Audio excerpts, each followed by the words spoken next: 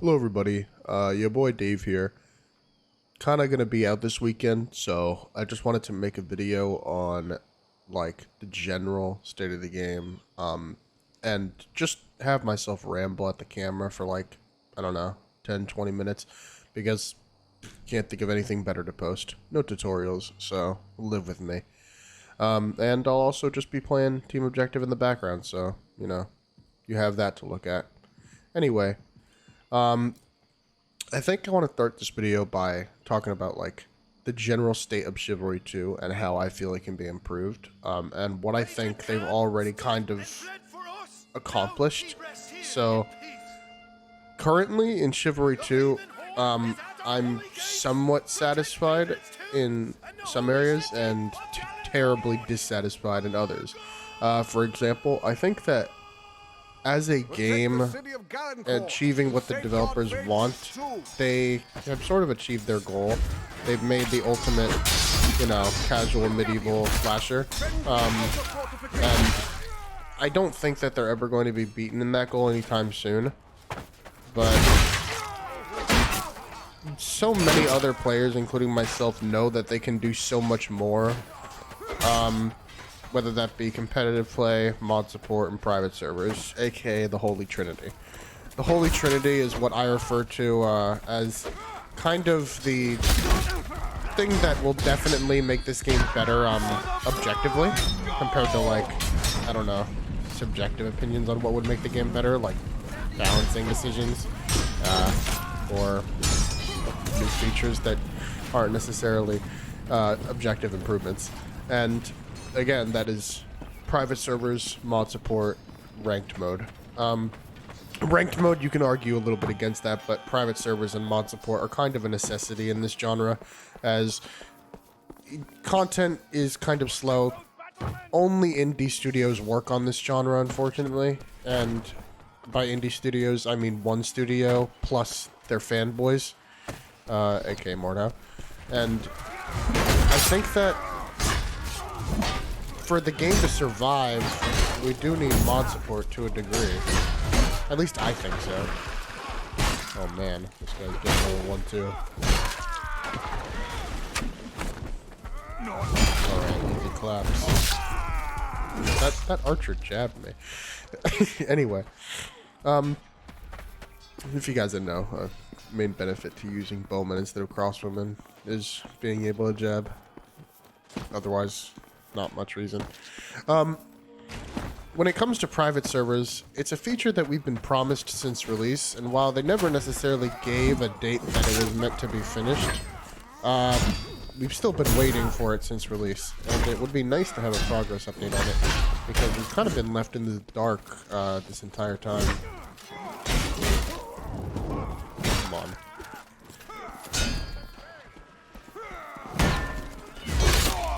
Let's go. Yep. Easy. The competitive community absolutely needs private servers to operate. It's not an if and or but. We've been able to somehow operate by pseudo-hijacking servers for our competitive events, and more recently being provided servers by Storm Banner for our events. But the servers are typically very poor performance-wise, and they, you know, they have a lot of problems. I myself have hosted quite a few competitive events, and was very disappointed with the quality of the server. Being able to control the quality by purchasing my own server from a third-party host is kind of how things have been done in indie games for, I don't know, 2 decades now, 3 decades. So I don't understand why we're so far in the past without this basic feature, but regardless, it's something that needs to be addressed as soon as possible. Hopefully Torn Banner will come through and give us some more information on private servers soon, because we are sitting in the dark. Those archers screwed me up. Now, to move on from private servers, because you kind of get the gist of what we need, I think the next thing is mod support. Obviously, you can't have mod support without private servers, that goes without saying, but why do we need mod support? And how will mod support be addressed with the fact that this game is a crossplay game? To be honest with you, I have no idea. All I know is that I want mod support. I don't know if that means that it will not be given to console players, especially past gen. There are games that have mods on console, so it's not like it's impossible, but, you know, it might be difficult for Torn Banner. To accept that this game is a game that won't have mod support is stupid. Oh, there goes the other. To accept that this is a game that won't have mod support is kind of stupid. This is a genre built on mod support, and I want to fight with lightsabers like I did back in the day. So I really don't want to accept that I won't be able to do that. On top of having community-based balancing, it's a big deal in the Chivalry community to have community-based balancing, because the developers, unfortunately, no matter how quickly they are, no matter how quick they are to balance the game, are always going to be slower than the players, because the players, unfortunately, are more dedicated towards that type of thing, more receptive. Connection issue. So, hopefully we can get mod support, as well as maintain the maps for a different scale of combat. One thing that Chivalry differs in, and I'm going to get into this a little bit later, is that the competitive gameplay of the game is so distinct from the casual gameplay of the game. So, it's going to have to be addressed eventually. Oh. Totally giving these guys the old one too. Come on. Yep. One arm, but he has two arms. That's funny. This game really, really needs ranked play. Now, I don't feel that it necessarily needs ranked on the team objective side of things. I think the team objective is perfectly fine where it's at.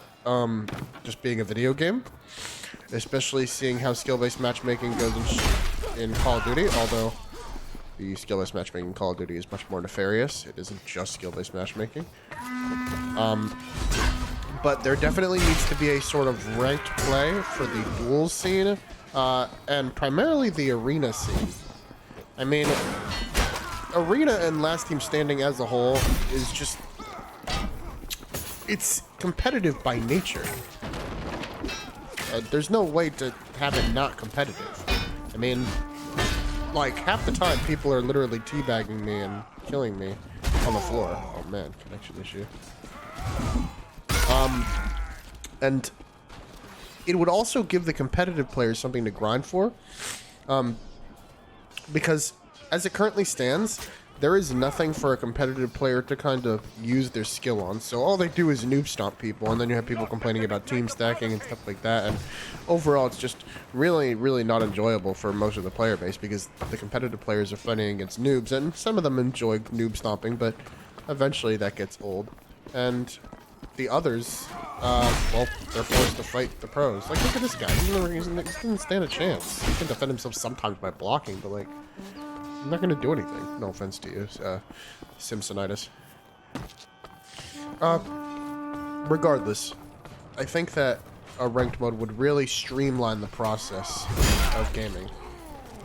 Because it would also just be cool. I mean, who doesn't want to rank? Every modern game that's popular these days has ranked, and I think it's silly that we do not in the Chivalry franchise. I understand why Chivalry 1 didn't have ranked. It wasn't necessarily normalized like it is now, but now every game has ranked, or at least every popular game. So I expect it to be kind of just a normal part of the game. What am I trying to say? A lot of people argue that this game is too casual for ranked, but I think that's silly. Every single game that I know of has some form of competitive play, even if it's casual. I mean, Fall Guys has competitive play, and Call of Duty, Fortnite, Apex all have competitive queues. So the idea that a game can be too casual for ranked is just preposterous to me. Especially one as in-depth mechanically as Chivalry. It's just totally takes everything out of context, and it's only a comment that somebody would make if they really haven't seen the competitive side of things. The only reason that it currently isn't competitive is because it doesn't have competitive. But it's just a self-fulfilling prophecy at this point of not adding competitive. And I just got screwed over there.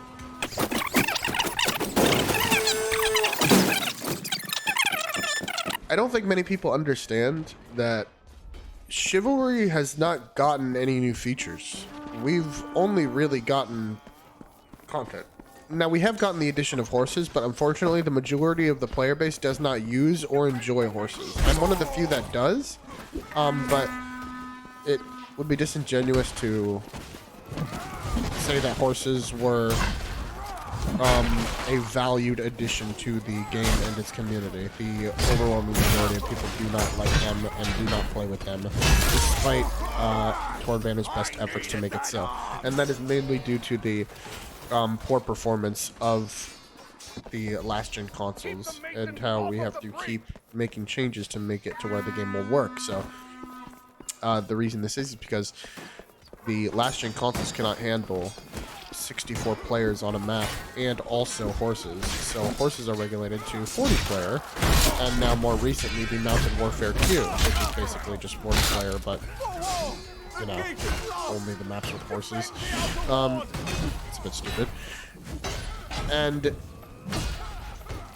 that's representative of the whole issue of performance, but that will never go away, right? The last-gen consoles will always be terrible. And that's fine, I guess. Whatever you consider fine. So, in reality, we only had new maps and new weapons, which is, again, fine, but we've had no new features. And new features being private servers, crossplay, parties, what else? The ranked mode, and even new game modes in general. We've had the addition of one new game mode in the form of LTS, but it was quickly taken out of matchmaking because they did not enjoy it, the casual players. So it was taken out, just like Free For All was taken out. So if anything, we've actually lost modes instead of getting new game modes. And after recently being asked what new game modes we would like to see, it's kind of just silly, and ironic, because Chivalry 1 had more game modes. It had Capture the Flag, it had King of the Hill, and just not seeing these game modes in the game by default is a little bit disheartening. But now, at this point, it's kind of a question of would the player base even support multiple game modes like this? I mean, they tried to add LTS and it didn't work out. And there's a ton of different reasons for that, primarily the lack of LTS exclusive maps that are designed for LTS.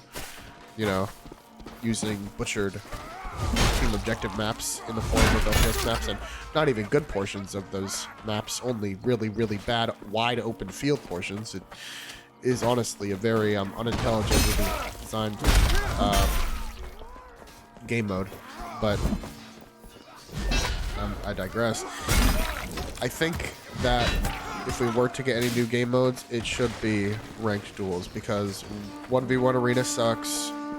LTS kind of sucks because it has no maps of its own, and I don't think they understand that that's a low player count focused mode. They try and shove 20v20 on it. Not how it should work, unfortunately. LTS should be around 5v5 or 10v10, just like the good old days. I don't mean to be, you know, back in my day, but back in my day. Archer. Yeah.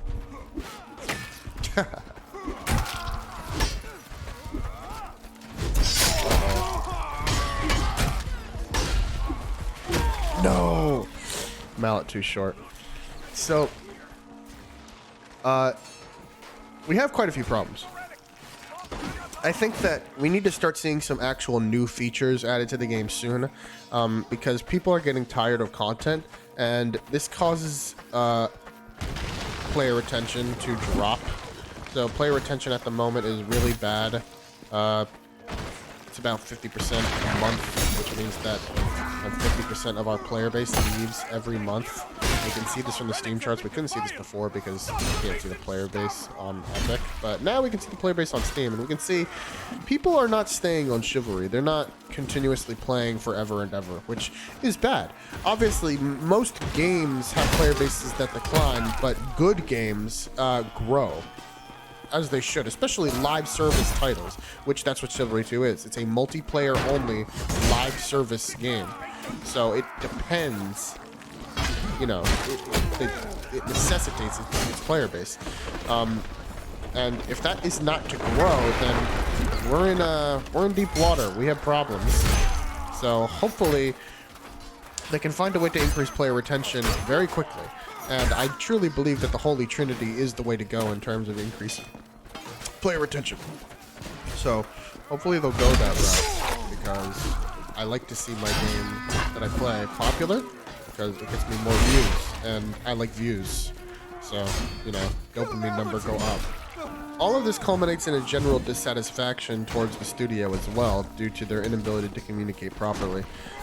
Torn Banner has always been known for poor communication, but it's becoming especially bad with Chivalry 2, as many people are asking for promised features, and unfortunately, they are not being answered. And what I mean by that is that Torn Banner quite literally is just absolutely not answering them. They say, "We hear you," but for some reason the community manager and even some high-level producers in the studio are just not able to comment on anything.